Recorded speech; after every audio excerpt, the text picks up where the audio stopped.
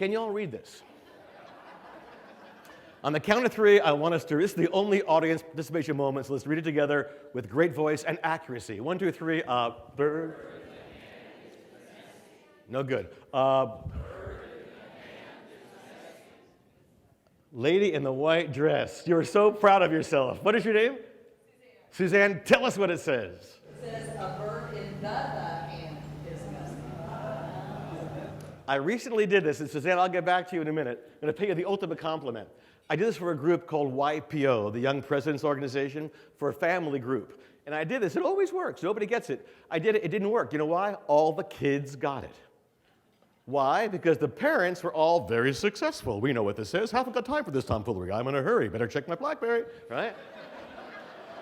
But people of Suzanne's age and younger are still looking. They're reading. They're into it. They're checking it out. It's all new. What's the matter with that? In a world that's well, here's the matter with that. Let me say it right here. We used to say this. If you always do what you always did, you always get what? What you always got, okay? This is no longer true. Now we know this. If you always do what you always did, you no longer get what you used to got. You cannot do the same thing you did in commercial real estate, in brain surgery, in technology, in parenting, I don't care what it is, that you had as your successful practice 5, 10, 3, 1 year ago, and have the same results. Why? Because the territory has changed. If I can guarantee you this, the one thing that will make you outlandishly successful in these changing times will be something you have not done yet.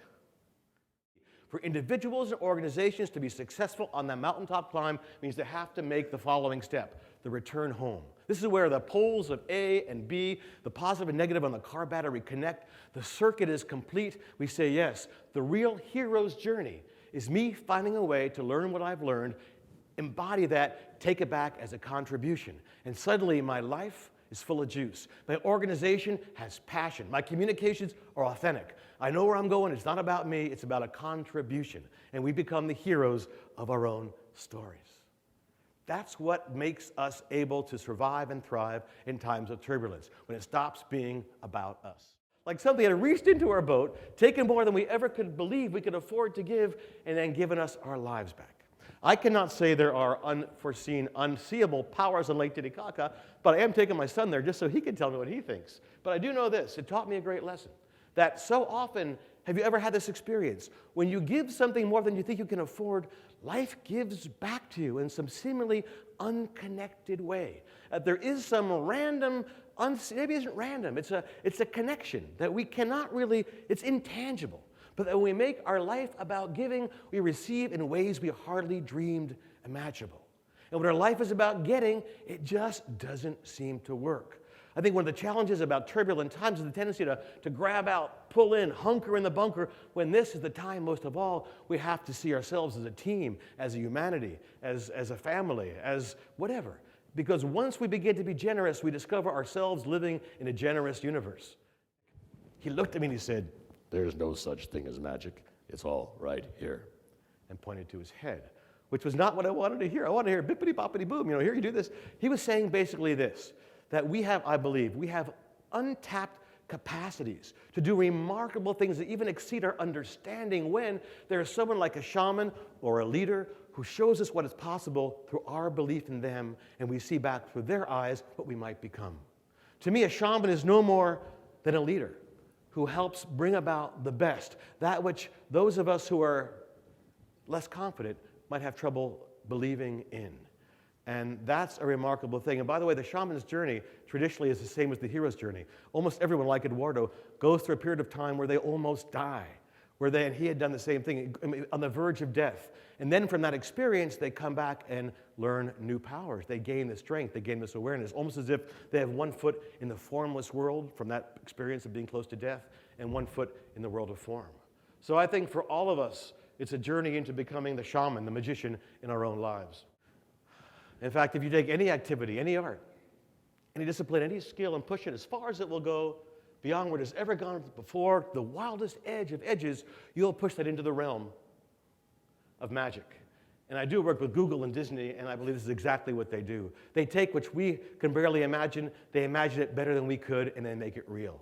In these times where the only step forward is a step in a different direction, I think we all have to become magicians who harness our imagination, believe in our dreams, and step steadfastly in their direction. I realized if I were to survive, I would be here. I would go back the way I came. And sure enough, when you learn your lesson, the universe tends to relent. The next morning, the sun popped up. I left everything behind in the store. I left cameras and tape recorder, everything, and I walked back the way I came, knowing, that's where I had to go. And as it got dark, I was still in a snowy field up to my knees, heading for some trees in trouble, when a lone rider appears in the moonlight, and it's Loco Rivera. And I walk up to him and I say, "Mr. Rivera, how did you know I was coming?" He said, "Your horse that went by about 2 days ago." And then he said to me, "You will ride my horse." I said, "I can't ride your horse, because if I ride your horse, you're going to walk, and gauchos don't walk." And he looked at me and said, "That is why you must ride. I look in your eyes and I see you're a gaucho." And that's the highest compliment anyone's ever paid me. Put me on his horse. I'm like the dead guy in Bonanza, kind of like that. He's walking along and he stops and says, "Mr. Gaucho, where did you go?" "Nowhere." "Mr. Gaucho, what did you do?" "Nothing." "So, Mr. Gaucho, what is the meaning of life?" "Would that be to be of service?"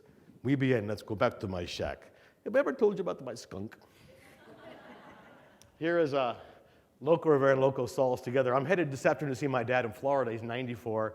He has his picture on his wall. No one's ever guessed which is his son. How bad do you have to look? How much do you have to suffer before you get the message, which to me is this: the meaning of life, it's simple. There's nowhere to go and nothing to do except for the chance that we have to be of service, which is the job that we get to do every single day. And maybe in these times of turbulence, it helps us to remember this lesson. Outer Mongolia, very wild, as you can see, treacherous people. And this is my great nephew, West Humphreys. How can you look in those eyes and not see truly how wonderful, beautiful, and limitless we are as human beings? And in final conclusion, let me say this, this is the adventure we're on. We're on this thing together.